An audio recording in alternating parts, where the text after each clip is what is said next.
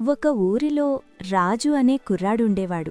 వాడు ఏదైనా కొత్త పని మొదలుపెట్టాలని అనుకోగానే ఆ పని పూర్తి కాకముందే ఊరంతా తిరిగి అందరికీ చెప్పేసేవాడు.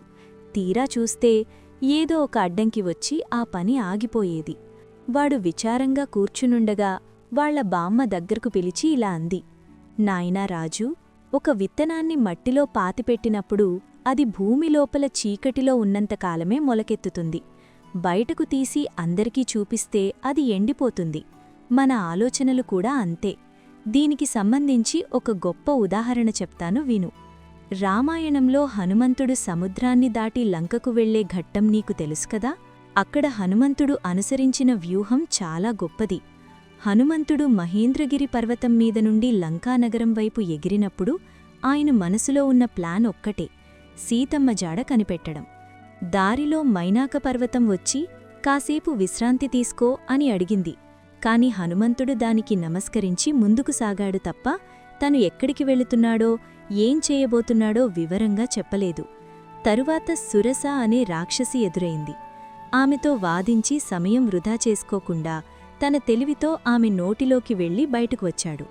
ఒకవేళ హనుమంతుడు వెళ్లే దారిలోనే అందరికీ తన ప్లాన్ చెప్పేసుంటే రావణుడికి ముందే తెలిసిపోయేది. అప్పుడు సీతమ్మను వెతకడం అసాధ్యమయ్యేది. కార్యం సాధించే వరకు హనుమంతుడు తన శక్తిని, తన ప్లాన్ను గోప్యంగా ఉంచాడు. అందుకే ఆయన లంకలోకి ప్రవేశించి సీతమ్మను చూసి లంకను దహించి తిరిగి వచ్చే వరకు శత్రువు ఊహించలేకపోయాడు.